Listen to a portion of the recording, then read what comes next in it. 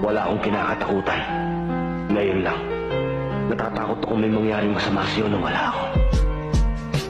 Ayoko mawala ka sa akin.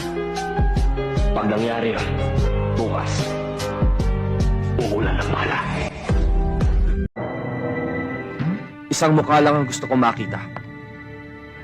At pag hindi ko nakita ang mukha na yan, dito na kayo mamamatay. Dito na rin kayo lilibing. Mike, huwag ka naman dito manggulo. Irespeto mo naman ang mga pag-aari ko. Kung saan ako nakatunto, yon ang pag-aari ko.